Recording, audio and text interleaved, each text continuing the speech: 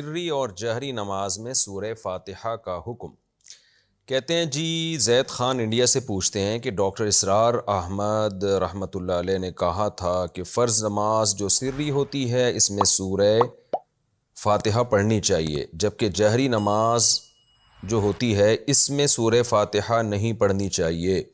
اگر میں حنفی ہونے کے باوجود اس رائے پر عمل کروں تو کیا میری فرض نماز قبول ہو جائے گی یا نہیں؟ زید خان انڈیا سے۔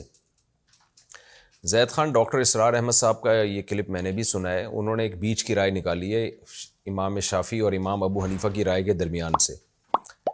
تو اس بارے میں ایک اصولی بات دیکھیں، سمجھ لیں کہ جتنے بھی اسکالرز ہیں اس زمانے میں تو ہر فیلڈ کے ایک اہل ہوا کرتے ہیں۔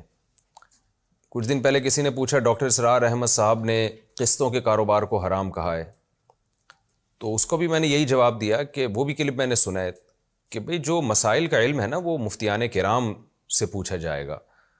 وہ ڈاکٹر اسرار احمد صاحب کی جو فیلڈ تھی جدید انداز میں قرآن مجید کی تفسیر کرنا اور امپلیمنٹ کرنا اس کو آج کی سوسائٹی پر، اس میں ماشاءاللہ ان کا اللہ نے بڑا کمال عطا کیا تھا، اور سوسائٹی میں اس کے بہت مثبت اثرات ہم نے اپنی آنکھوں سے دیکھے ہیں۔ پڑھے لکھے طبقے میں جو انہوں نے محنت کی ہے اس محنت کا کوئی بھی ہوش مند انکار نہیں کر سکتا، اور اس کی وجہ سے لوگوں کو قرآن سے محبت پیدا ہوئی، اور وہ چیزیں جو قرآن کے وہ اہم موضوعات جو بالکل دبے چلے جا رہے تھے ان کو انہوں نے اجاگر کیا، اور اس دور میں جدید ذرائع استعمال کر کے اجاگر کیا۔ اجاگر تو علماء بھی کر رہے تھے، لیکن علماء ان جدید ذرائع اور اس جدید انداز میں نہیں کر رہے تھے، جس کی وجہ سے جو پڑھا لکھا طبقہ ہے وہ علماء سے دور ہوتا جا رہا تھا، کیونکہ علماء کے حلقے تھے مخصوص جگہوں پہ، تو انہوں نے اس زمانے میں جو میڈیا کا استعمال کیا، جس کا فائدہ یہ ہوا کہ میڈیا کی وجہ سے ان کی بات دنیا تک پہنچی۔ تو یہ بہت اچھا شاندار کام کیا انہوں نے، آج بھی ان کے کلپ وائرل ہوتے ہیں، بڑا اچھا لگتا ہے۔ لیکن مسائل کے بارے میں خوب سمجھ لیں کہ وہ مفتیان کرام کا کام ہے مسائل بتانا۔ تو حدیث میں صاف طور پر ہے من کان لہ امام فقراءۃ الامام لہ قراءۃ۔ ایک طرف یہ حدیث ہے کہ لا صلاۃ الا بفاتحۃ الکتاب، جو فاتحہ نہیں پڑھتا اس کی نماز نہیں ہوتی۔ امام شافعی رحمہ اللہ نے اسی کو اختیار کیا ہے۔ اسی طرح جو احادیث جس میں آتا ہے الا بام القرآن، سوائے ام قرآن یعنی سوائے سورہ فاتحہ کے، کہ کچھ بھی نہ پڑھو لیکن سوائے فاتحہ کے، اس طرح کی جو روایات ہیں ان سے امام شافعی نے استدلال کیا ہے۔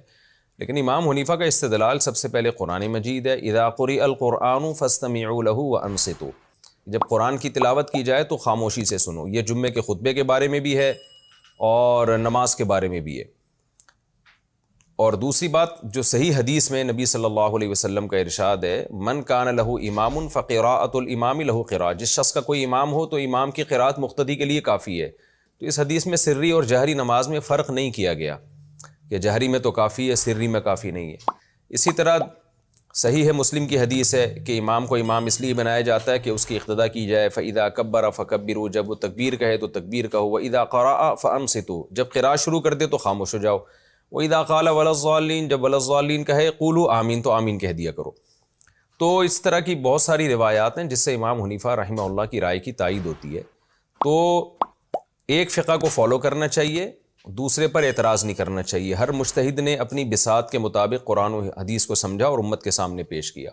تو اب امت ان مجتہدین کے برابر نہیں ہے علم میں، اور آج کے اسکالرز بھی ان مجتہدین کے برابر نہیں ہیں۔ ابو حنیفہ، شافعی، مالک، احمد بن حنبل، یہ تابعین تبع تابعین کے دور کے لوگ تھے، پوری امت نے ان کو مسائل میں فالو کیا ہے۔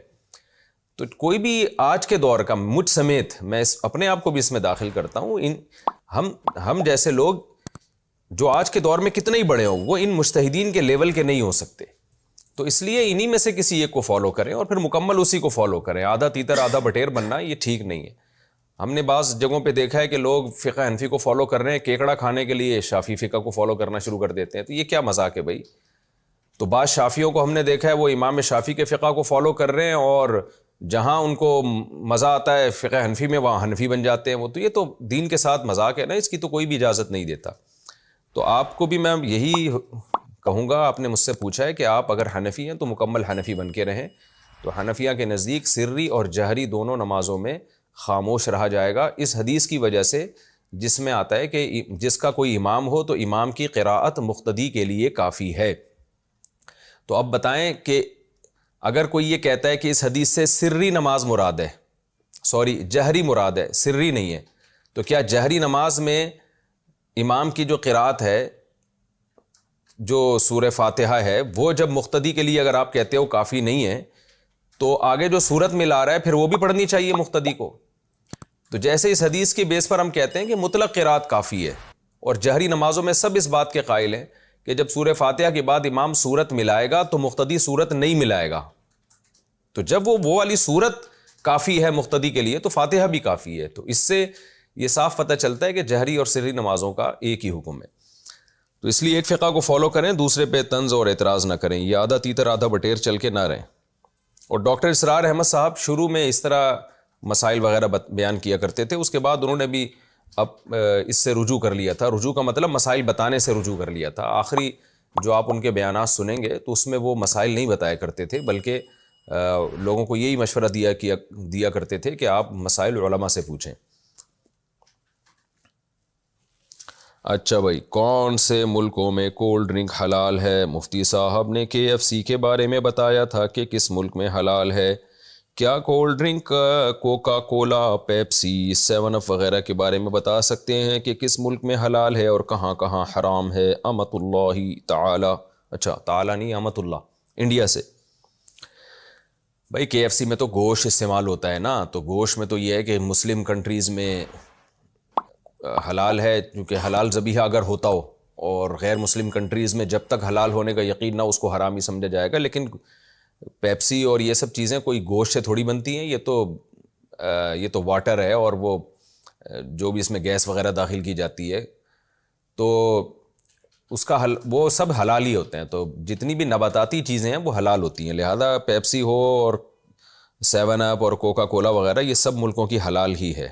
نکاح میں ولی کی اجازت ضروری ہے، شوہر نے بیوی کو طلاق بائن دی، دونوں تجدید نکاح کرنا چاہتے ہیں، کیا اس میں ولی کی اجازت ضروری ہوگی یا نہیں؟ پھر شوہر اور بیوی دونوں گواہوں کے سامنے ایجاب و قبول کر لیں تو کافی ہوگا۔ ابراہیم UP سے، اتنا کافی ہے کہ گواہوں کے سامنے ایجاب و قبول کر لیں۔ امام ابو حنیفہ کے نزدیک تو پہلے نکاح میں بھی ولی کی اجازت ضروری نہیں ہے، ہاں غیر اخلاقی حرکت ہے، بری حرکت ہے۔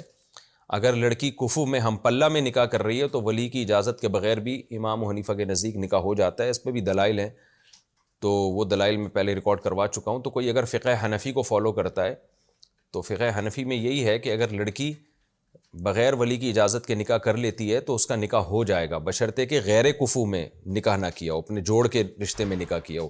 لیکن بہرحال تینوں ائمہ اس کے قائل ہیں کہ نکاح نہیں ہوتا، اور قرآن و حدیث میں دلائل دونوں طرف ہیں، تو ایسی صورت میں ہی ایک فقہ کو جو فالو کیا جاتا ہے۔